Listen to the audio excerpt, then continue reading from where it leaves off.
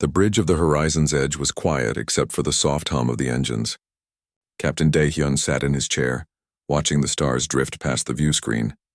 His ship was 3 months into a routine survey mission, mapping unexplored regions near the outer rim. It was boring work, but someone had to do it.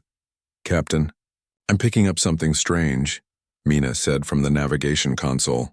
She frowned at her screens, her fingers dancing across the controls.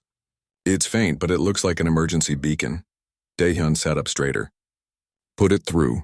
The speakers crackled with static, then a voice emerged. It was broken, desperate, and speaking in the trade language most species used. "Under attack. Colony destroyed. They took our children. Please. Anyone." The message repeated, growing weaker each time. Dae-hyun felt his chest tighten. "Mina, can you trace it?" "Already on it.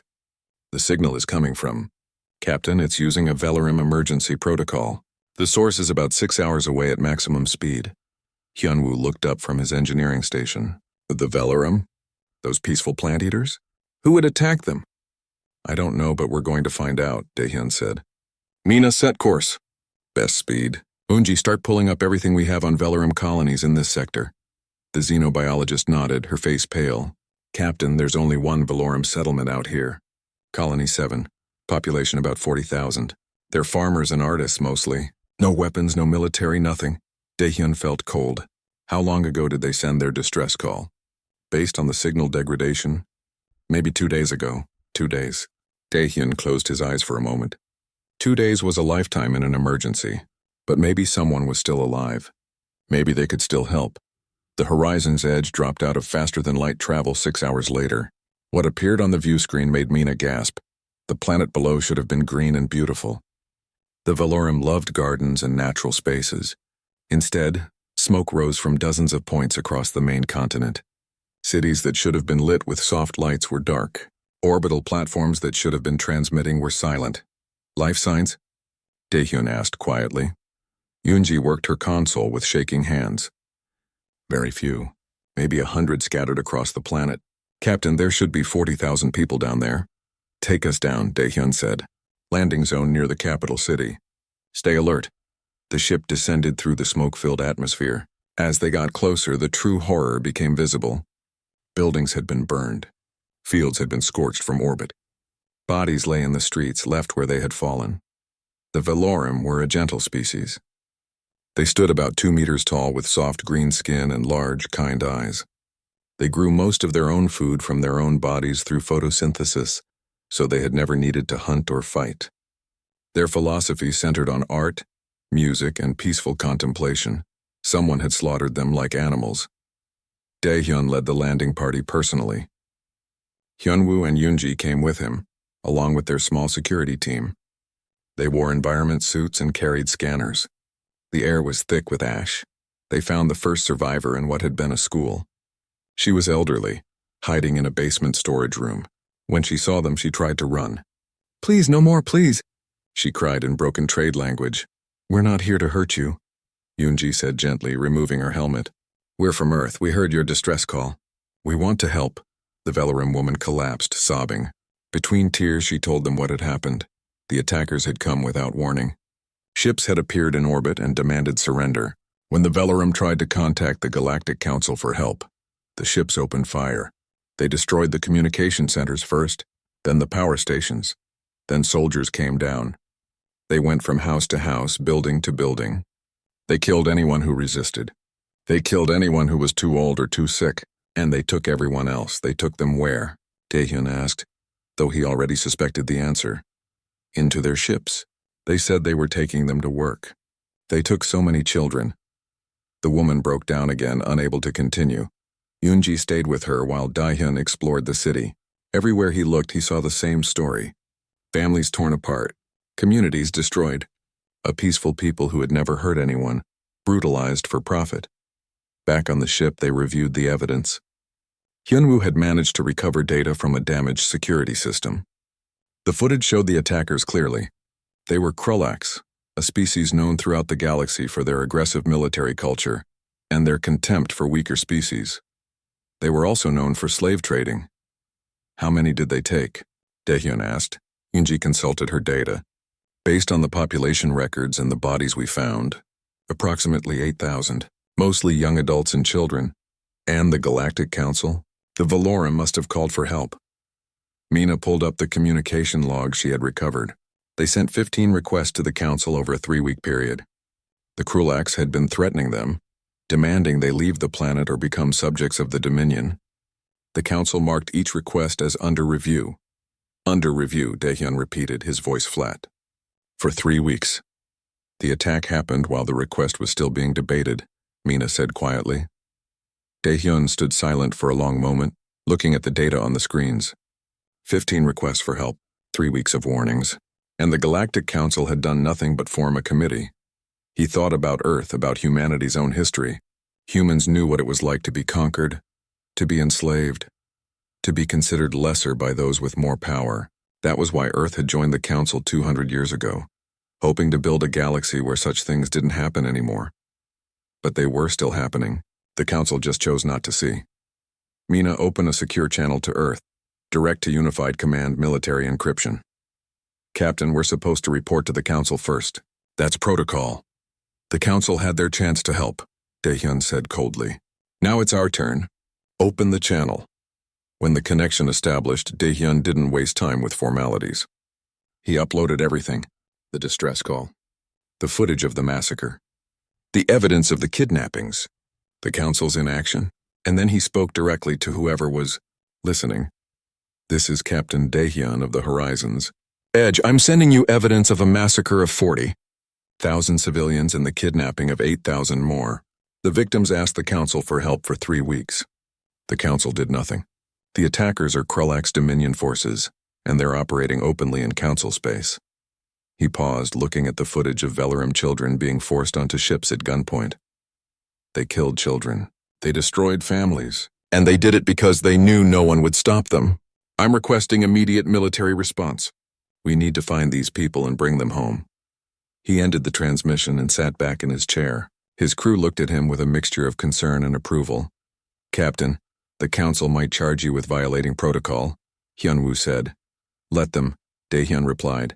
Some things matter more than protocol. Admiral Jiwon was reviewing fleet maintenance reports when the priority alert came through. After 30 years in the Unified Space Command, she knew the difference between routine emergencies and something serious. This was serious. She opened the encrypted file from Captain Daehyun and started watching. 5 minutes later, she was calling an emergency meeting. 10 minutes after that, she was on a secure line with President Young-ho in Geneva. How bad is it? The president asked. 40,000 dead, 8,000 taken as slaves, children mostly. The Galactic Council knew it was going to happen and did nothing. Young-ho was quiet for a moment. Show me. Jiwon transmitted the files.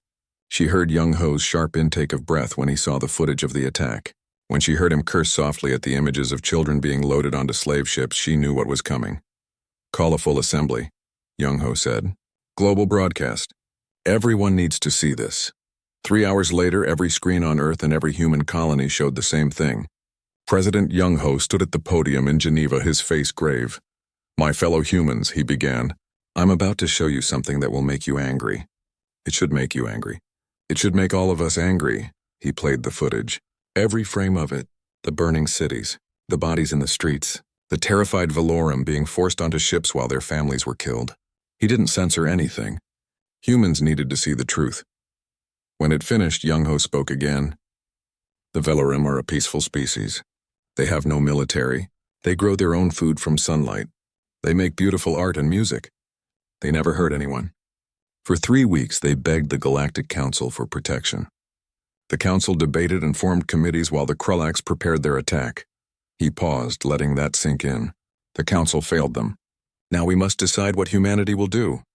The response was immediate and overwhelming. From Earth to Mars to the furthest colonial outposts, humans spoke with one voice. Help them, find them, bring them home. Ambassador Seo Hyun presented humanity's demand to the Galactic Council the next day. She stood before the assembly of alien species, her voice calm but firm. The Valorum Colony 7 was destroyed. 8,000 civilians were taken as slaves. We have evidence that the Krulax Dominion is responsible. We demand immediate military action to rescue these people and bring the Krulax leadership to justice. Chancellor Threll, The insectoid representative who chaired the council clicked his mandibles thoughtfully. Ambassador, we understand your concern. However, military action against the Krulax Dominion could destabilize the entire region. We must approach this through diplomatic channels. The Velarim tried diplomatic channels, Seo-hyun said coldly. For 3 weeks. While you debated, they died. We cannot risk a war over a single colony, another representative said. The Dominion has the largest military force in this sector. An attack on them could trigger a conflict that spreads across multiple systems. Seo-hyun looked around the chamber. She saw fear in their faces.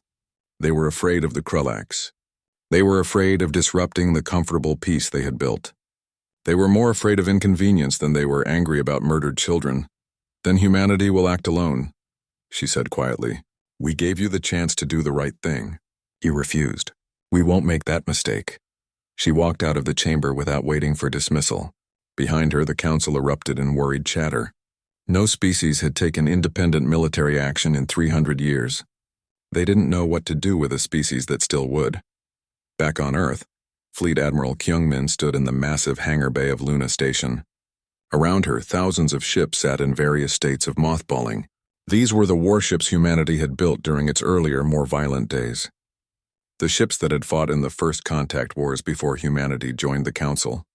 The Council had insisted they be decommissioned as a condition of membership. Now they were waking up again. Status report, Kyungmin said. Her executive officer consulted his tablet. Battlegroup Orion is being reactivated. 3 Dreadnought-class carriers, 15 heavy cruisers, 40 destroyers. Strike fighter wings are being recalled from reserve. Marine divisions are mobilizing across the system. How long until we're ready? 72 hours for the first wave. Full deployment in 1 week. Kyungmin nodded. It was fast, incredibly fast. But humans had a talent for war. Even after 2 centuries of peace, the instincts remained. Make it 60 hours. Those people have been in Krulax's hands for almost a week already. Across human space, the call went out. Reservists packed their bags and kissed their families goodbye. Factory workers on the asteroid belt switched from mining equipment to weapons production.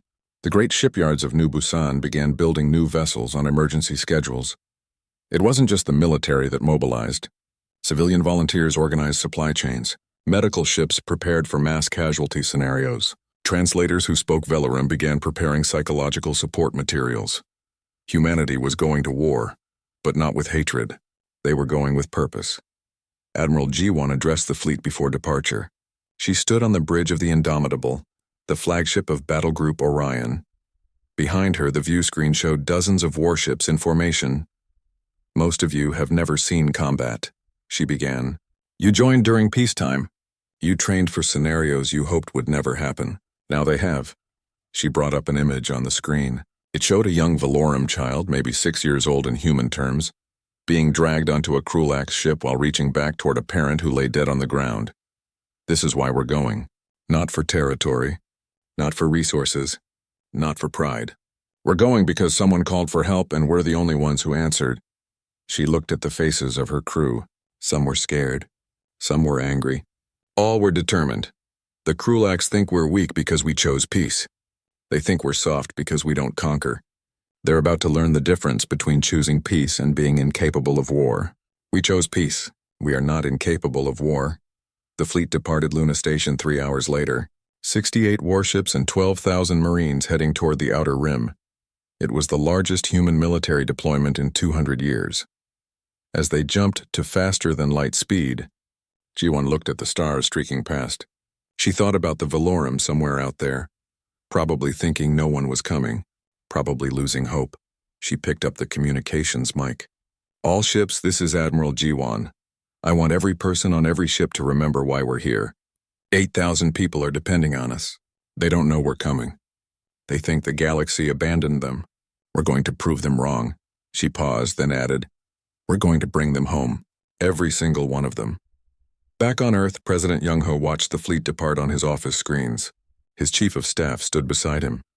The council is threatening sanctions if we don't recall the fleet, she said quietly. Let them threaten, Young-ho replied. Our children will ask us what we did when innocents needed help. I want to be able to tell them we did the right thing. Even if it costs us our seat on the council, Young-ho turned away from the screen. The council that would punish us for saving kidnapped children isn't worth being part of. If they want to expel us for doing what they should have done, then they can explain that to their own people. The fleet jumped through hyperspace, covering distances in days that would take months at normal speed. In the war room of the Indomitable, intelligence officers worked around the clock analyzing every scrap of data about Krulak's operations. Lieutenant Sun Wu coordinated the intelligence effort. He was young but brilliant, with a talent for seeing patterns others missed. After 48 hours of analysis, he thought he had found something. "Admiral, I think I know where they are," he said, bringing up a star chart. "The Halcyon Nebula. It's dense enough to hide ships from long-range sensors. The Krulaks have used it before as a staging area. If I were moving slaves and wanted to avoid council patrols, that's where I'd go." Jiwan studied the chart. "How sure are you?" 70%. Maybe 80. It wasn't certainty. But it was the best lead they had. "Set course," Jiwan ordered. All ships battle stations. The Halcyon Nebula was beautiful and deadly. Clouds of ionized gas glowed in shades of purple and blue, stretching across millions of kilometers. The same particles that made it beautiful also scrambled sensors and made navigation dangerous. It was the perfect place to hide. Lieutenant Sun Wu deployed a network of quantum surveillance drones into the nebula. They were small, nearly invisible, and designed for exactly this kind of work. If the Krulaks were here, the drones would find them. It took 6 hours. Then one of the drones sent back a signal. "Contact," Sun Wu said quietly. "Multiple ships, Krulak's configuration. Distance 70,000 kilometers, bearing 347. They're in a stable formation, not moving." Admiral Jiwan leaned forward in her command chair. "How many?" 15 large vessels, probably cargo ships. 8 smaller ones, military escorts. Admiral, those cargo ships match the profile for Krulak slave transports." Jiwan felt her heart rate increase, but her voice stayed calm. "Can we confirm the Velorim are aboard?" "Scanning now. The cargo ships have life support running at levels consistent with large numbers of passengers. Thermal readings show, yes, Admiral, hundreds of life signs per ship. The signature matches Velorim biology. She had found them. After a week of terror and uncertainty, the Velorim captives were 70,000 kilometers away. "Get me Commander Jinha," Jiwan ordered. The Marine commander appeared on the screen moments later. She was already in combat armor, her face hard with controlled anger. "Admiral? We found them. I'm sending you the tactical data now. Prepare your teams for boarding operations. Priority 1 is captive safety. I want overwhelming force and precision execution. No mistakes. Understood, Admiral. My Marines are ready." G1 brought up the tactical display. 15 cargo ships with 8 military escorts. Under normal circumstances, it would be a tough fight. The Krulak's escorts were heavily armed and shielded. They had fought against Council species before and won, but Council species fought with carefully calibrated weapons and strict rules of engagement. They worried about proportional response and collateral damage. They hesitated. Humans didn't hesitate when children were involved. "All ships, this is Admiral G1. We have located the enemy. Before we engage, I want every person in this fleet to remember what we're fighting for. Those ships contain 8,000 innocent people who have spent a week in hell. We're going to end that hell. Today," she opened a channel to the Krulak's fleet. "Krulak's vessels, this is Admiral G1 of the Terran Unified Fleet. You are holding 8,000 civilians taken from Velorim Colony 7. Release them immediately and surrender for trial, or we will take them by force. You have 10 minutes to respond." The response came quickly. A massive Krulak's face appeared on the screen, scarred and sneering. "I am War Captain Greshanak. You dare threaten the Krulak's dominion? We have fought Council fleets before, human. Your weapons are weak, your tactics are cautious, and your will is soft. Leave now or join your precious Velorim in chains." G1 smiled, but there was no humor in it. "We're not the Council. You have 9 minutes left." She cut the channel and turned to her tactical officer. "All ships weapons free. Target the military escorts first. I want those cargo ships intact." "Admiral, they're raising shields and powering weapons," the tactical officer reported. "Then they've made their choice. All ships engage." Battle Group Orion attacked like a storm. The human warships had been built for a different kind of war, against other humans who were just as clever and just as ruthless. The weapons weren't designed for careful, measured responses. They were designed to win. Railguns fired first, Solid projectiles accelerated to a fraction of light speed punched through Krulak's shields before they could reach full strength. The first escort cruiser took 3 hits in rapid succession, its reactor going critical and exploding in a flash of white light. Target destroyed, the tactical officer reported. Remaining escorts are breaking formation. The Krulaks tried to fight back, but their tactics were designed for fighting species that valued every ship, that hesitated to take losses. Human doctrine was different. The destroyers moved in close, trading fire with the escorts at ranges that made council commanders nervous. Some took damage. One lost its main engines and fell back. But the escorts were dying faster. Lieutenant Taejun led his fighter squadron through the chaos. His mission was simple. Take out the point defense systems on the cargo ship so the marine boarding pods could get through. Red Squadron, on me, he said over the comm. Precision strikes on the cargo ship's defensive turrets. Do not, I repeat, do not hit their hulls. There are people in there. His fighters dove through the battle, weaving between energy beams and missile fire. Taejun locked onto his first target, a defensive turret on cargo ship 3. He fired a single missile, watched it streak across the distance and explode exactly on target. The turret went dark. Splash 1 turret, he reported. Moving to next target.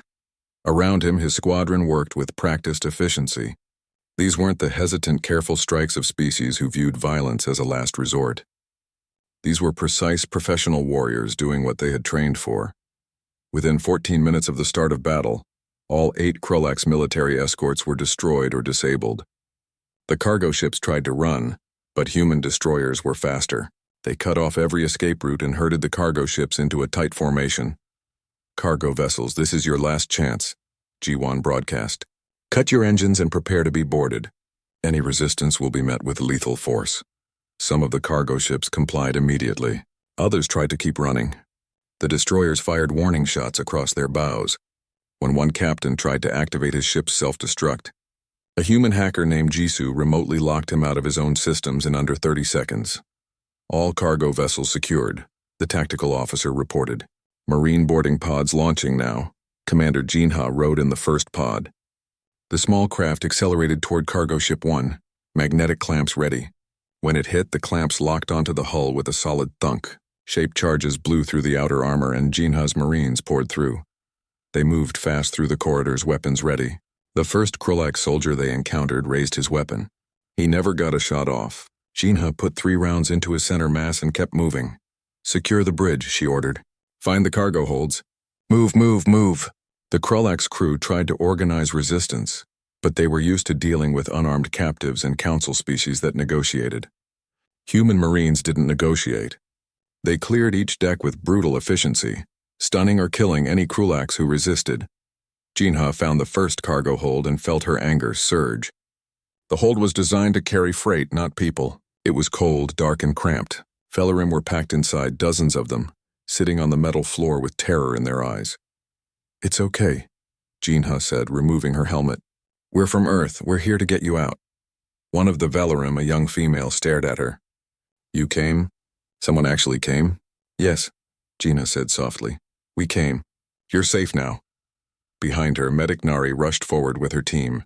They began checking the Velarim for injuries, distributing water and thermal blankets. Some of the captives were hurt. Some were sick, but they were alive. The Marines moved through the ship, opening hold after hold.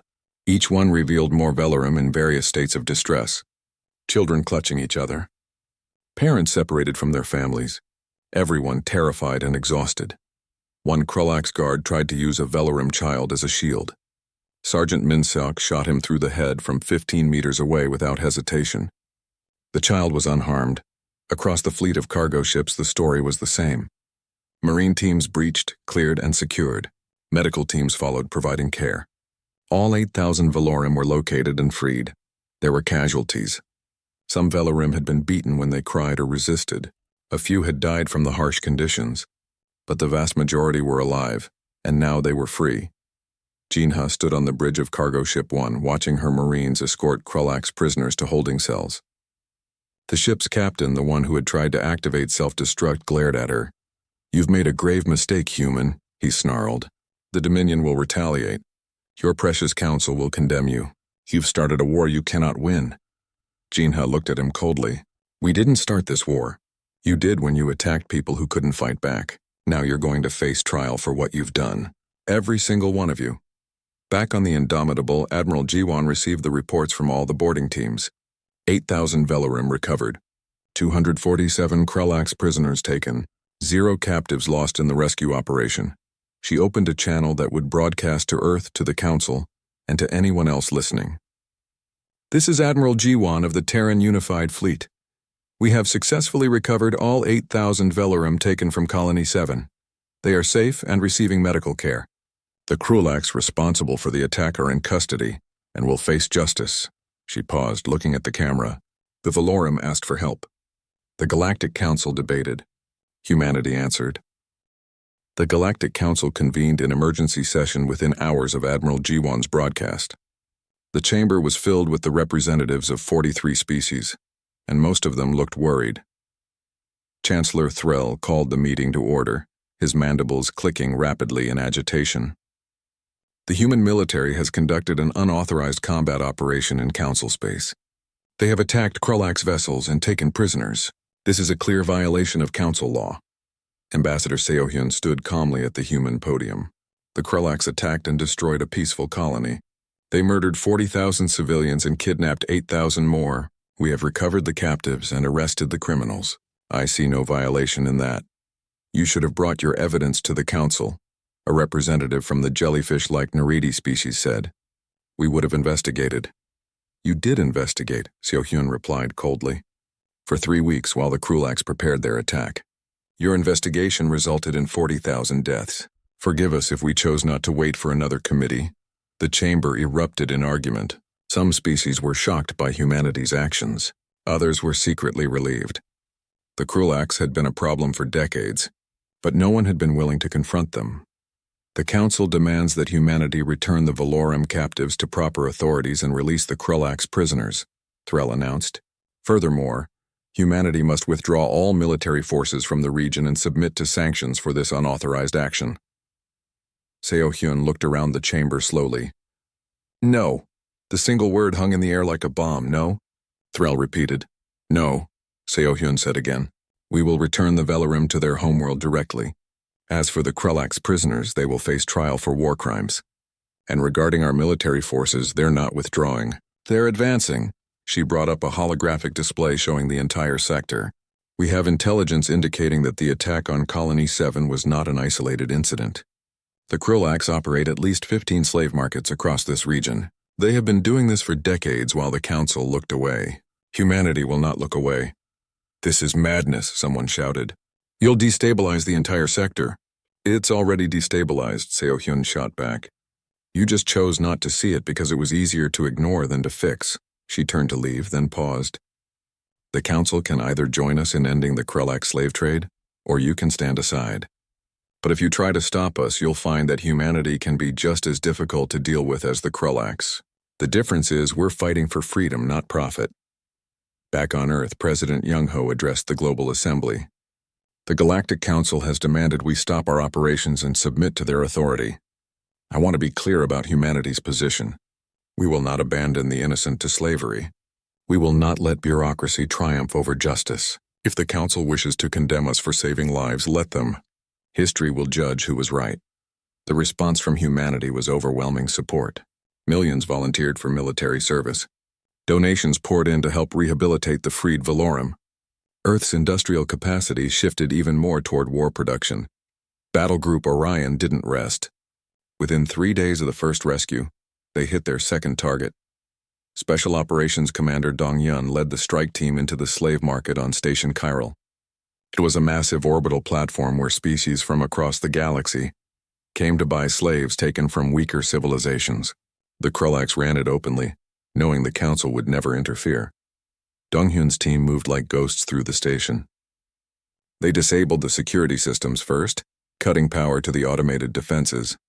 Then they went for the holding areas where the slaves were kept. What they found made even hardened soldiers pause. Thousands of beings from dozens of species, kept in cages barely large enough to stand in, children separated from parents. Families torn apart. Some had been there for years. Get them out, Donghyun ordered. All of them. His teams worked through the night, opening every cage and leading the captives to waiting transport ships. Medical teams treated the sick and injured.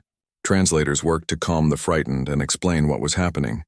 The station's Krulax administrators tried to flee but found their ships disabled. When they tried to fight, they discovered that human special operations soldiers were far deadlier than expected. By morning, Station Kirill was empty except for 5,000 freed slaves and 100 Krulax prisoners. The pattern repeated across the sector. Human forces hit slave market after slave market with precision and overwhelming force. Some stations surrendered without a fight. Others resisted and were taken by force. Specialist Jisoo led the cyber warfare effort, and she was brilliant. She infiltrated Krulax financial networks and exposed every transaction related to the slave trade. The data showed exactly who was buying, who was selling, and who was profiting. Some of the buyers were from council species. Some were wealthy individuals. Some were corporations. Jisoo made sure every detail became public. The galaxy watched in shock as humanity's campaign continued. In 2 weeks, they liberated 15,000 captives from multiple species. The Krulax slave trade network was collapsing. The Krulax Dominion finally responded with force.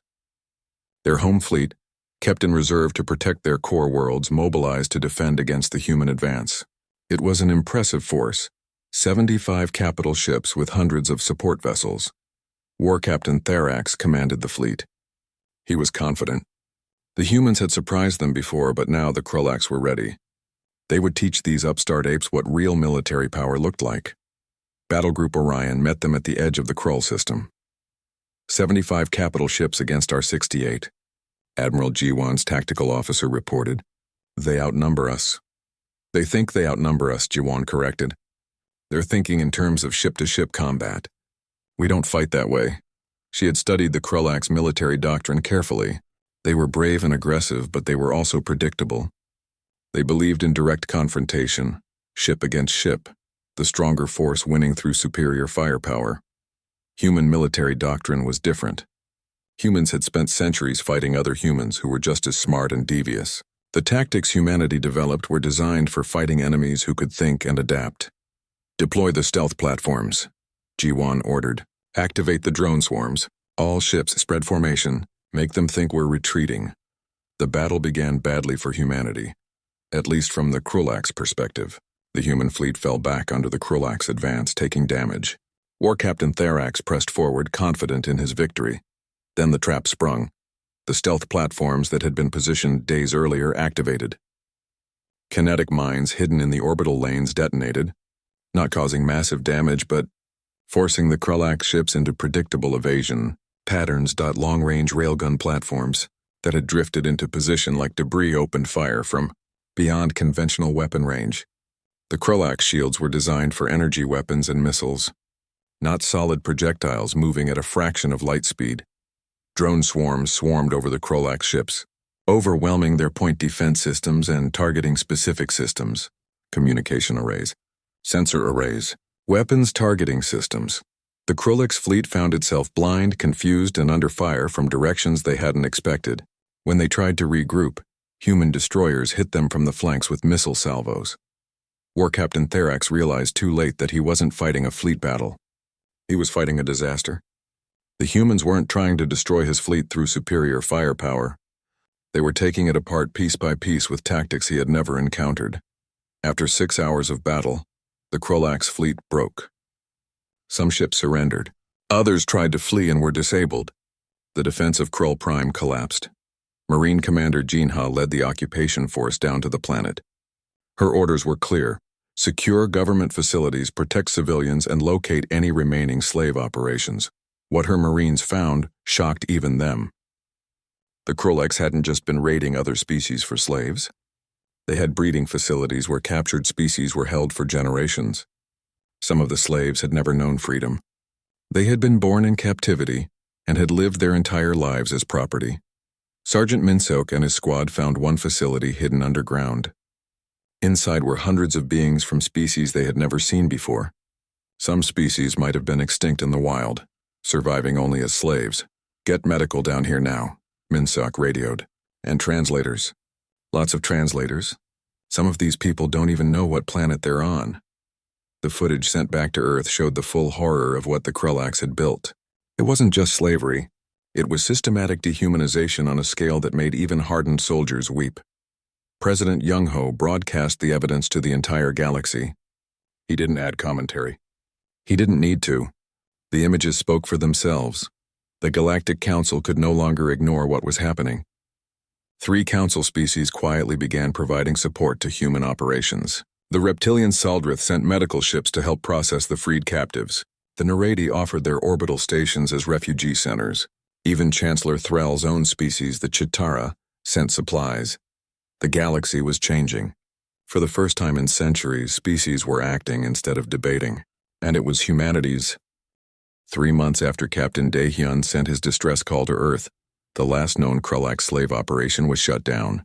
The final count was staggering. 43,000 individuals from 12 different species had been freed and returned to their homeworlds. The horizon's edge approached, the Valorum homeworld, with a convoy of transport ships carrying the survivors from Colony 7. As they entered orbit, Daehyun saw something that made his throat tight. Every Valorum ship in the system had gathered. Millions of them on the surface below held lights, creating patterns visible from space. "What do they say?" Daehyun asked Yunji. The xenobiologist wiped her eyes. "Thank you." Over and over. Just thank you.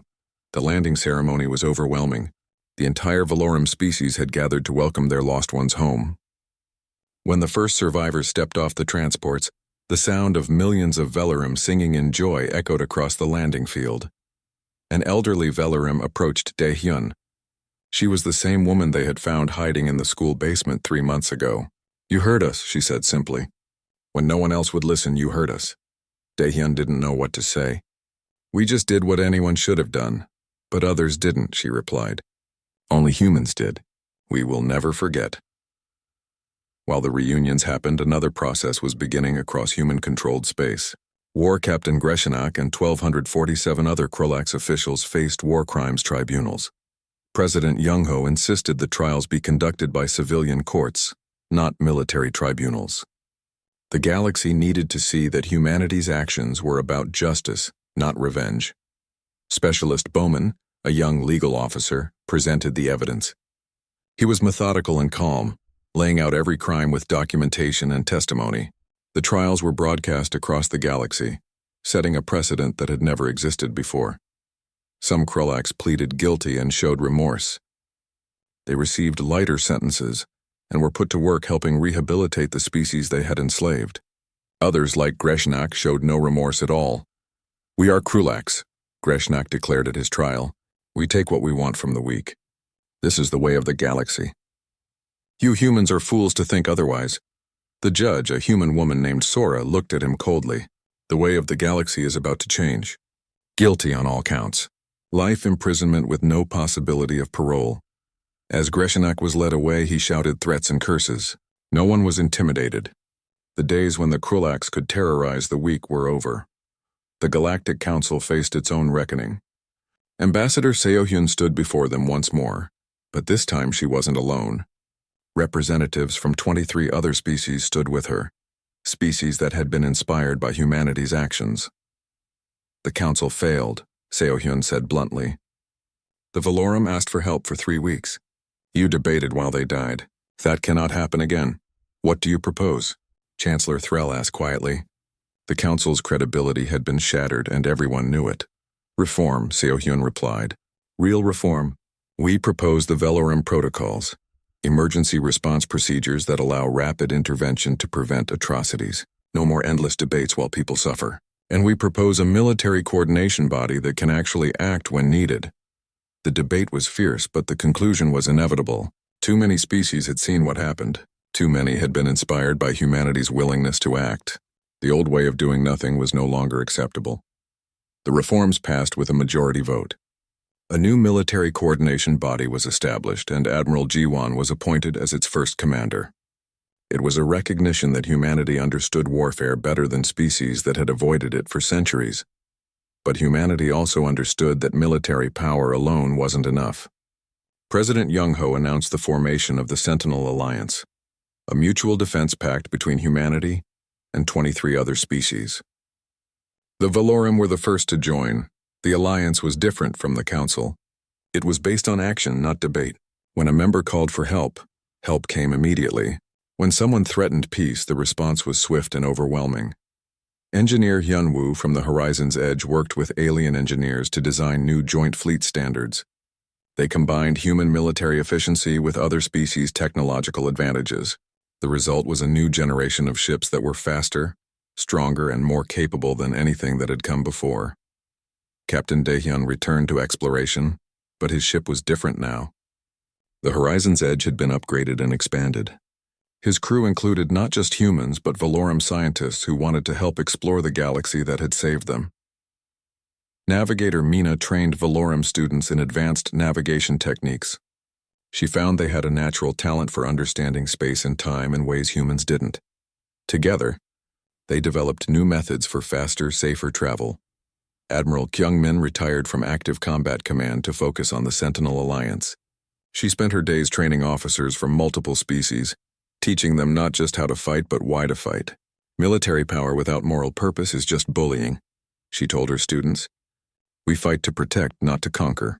Commander Jin-ha established the Rescue Operations Academy on Luna Station. The training was brutal but necessary. She brought together the best soldiers from multiple species and taught them how to conduct hostage rescues and humanitarian interventions. Speed and precision save lives, she told every new class. Every second counts when people are in danger.